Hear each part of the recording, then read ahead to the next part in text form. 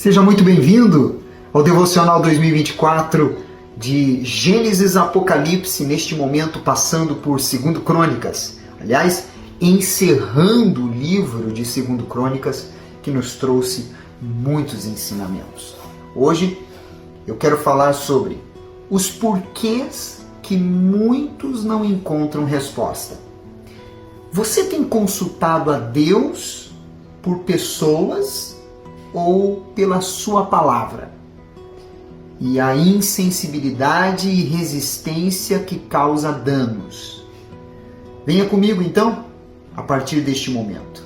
No capítulo 33, no versículo 1 e 2, e no 12 e 13, nós encontramos a história do rei Manassés.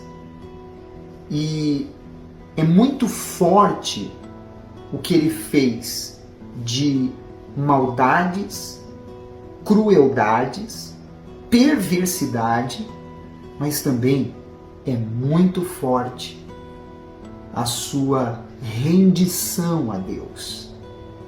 A palavra de Deus diz assim: tinha Manassés 12 anos de idade quando começou a reinar, e 55 anos reinou em Jerusalém.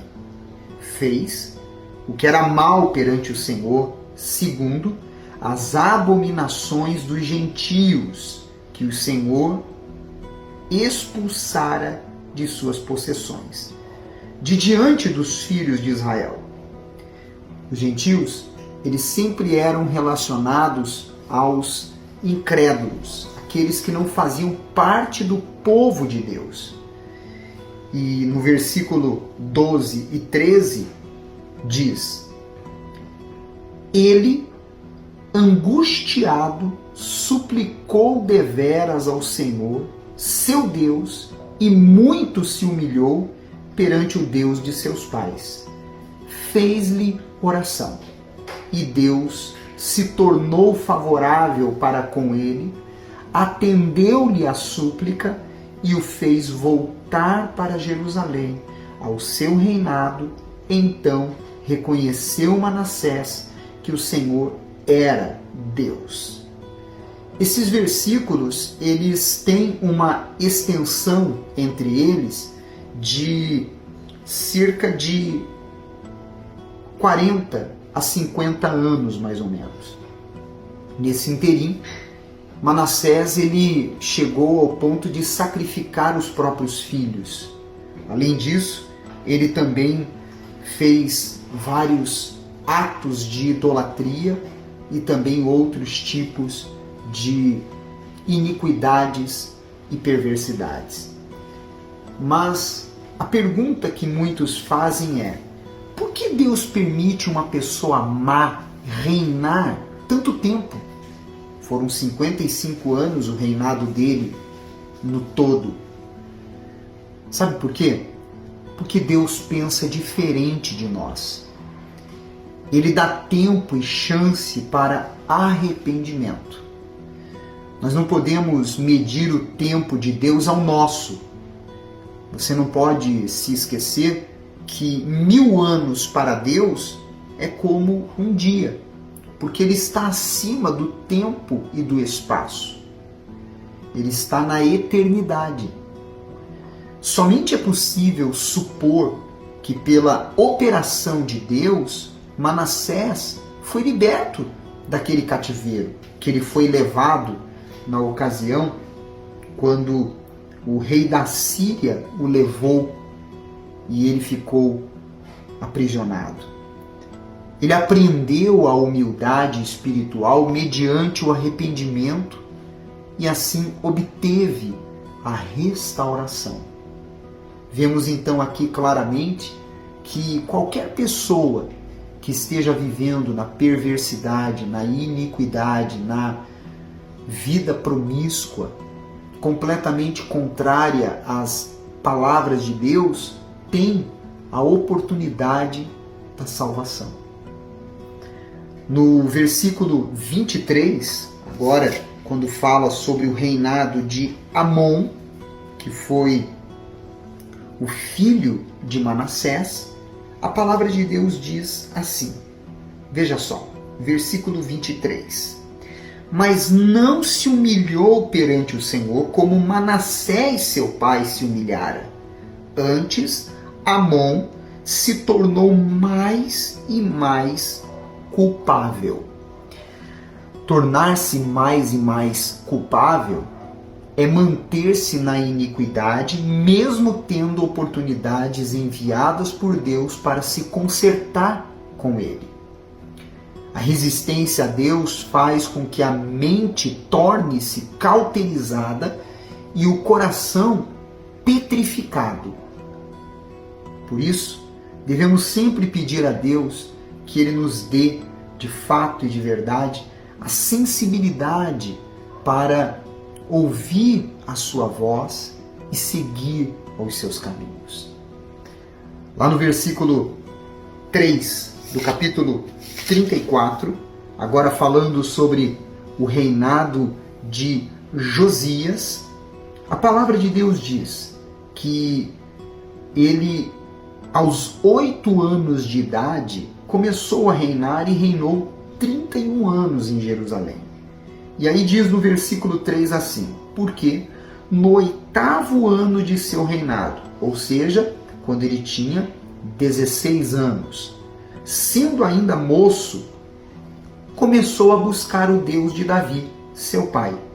E no 10º ano, começou a purificar a Judá e a Jerusalém dos altos dos postes ídolos e das imagens de escultura e de fundição. Ou seja, aos 16 anos, ele se voltou para Deus. E aos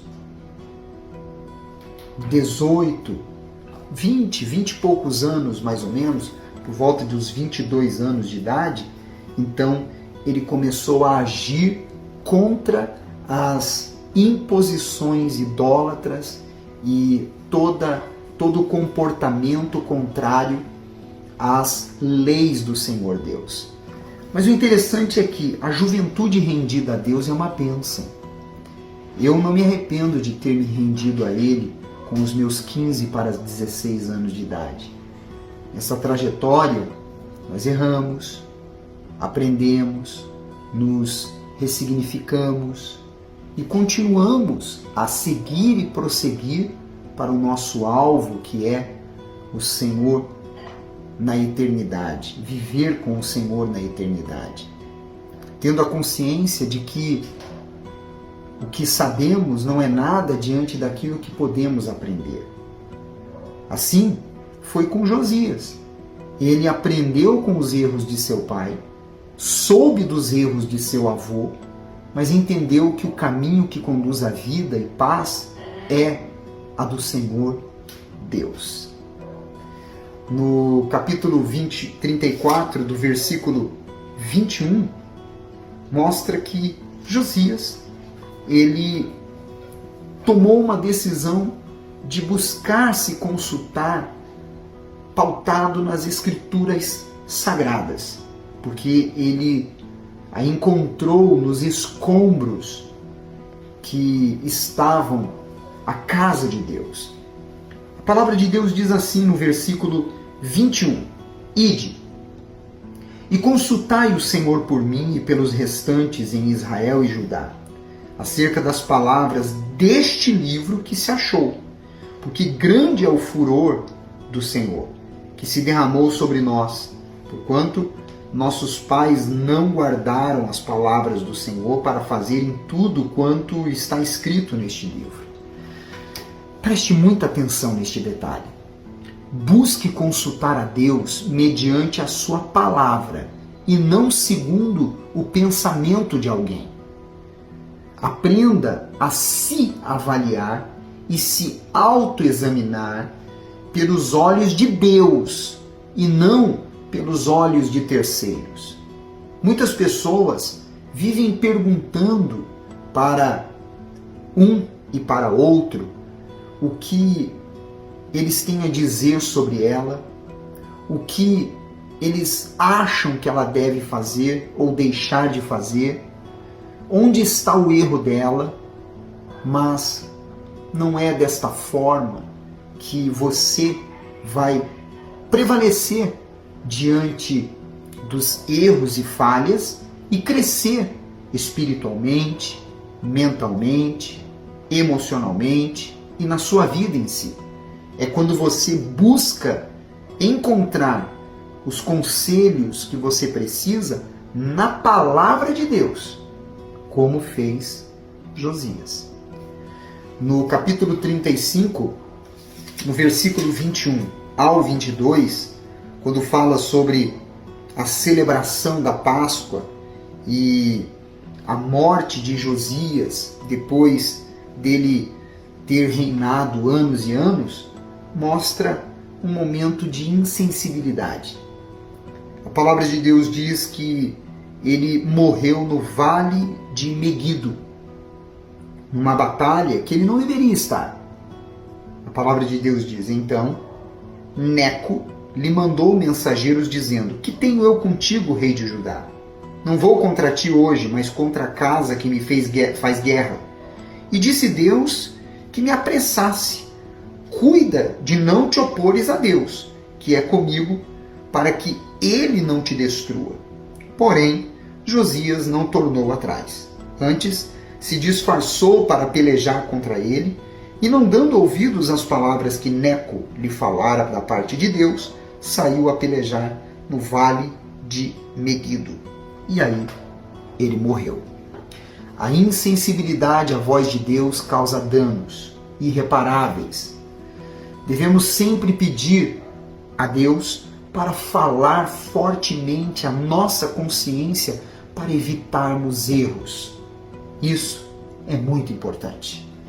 E para terminar, o último capítulo de 2 Crônicas, no versículo 15 e também no versículo 16, quando fala sobre alguns reinados, este capítulo, dentre eles o de Zedequias, a palavra de Deus diz: o Senhor, Deus de seus pais, começando de madrugada, falou-lhes por intermédio dos seus mensageiros, porque se compadecera do seu povo e da sua própria morada. Eles, porém, zombavam dos mensageiros, desprezavam as palavras de Deus e mofavam dos seus profetas, até que subiu a ira do Senhor contra o seu povo e não houve remédio algum. A resistência à voz de Deus traz consequências.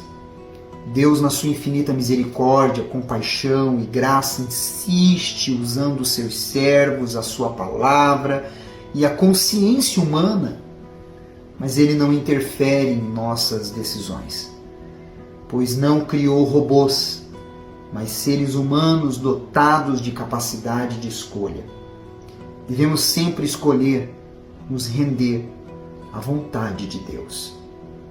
Se foi especial para você o devocional de hoje, faça ser especial para alguém. Clique nesse aviãozinho que tem aqui embaixo e envie para todos os seus contatos. Vamos compartilhar este vídeo no seu story, nas suas redes sociais, listas de transmissão e também deixe o seu like e o seu comentário. Amanhã eu volto com você, agora no livro de Ezequiel. Um livro cheio de visões, cheio de enigmas, cheio de revelações. Eu espero você. Até lá.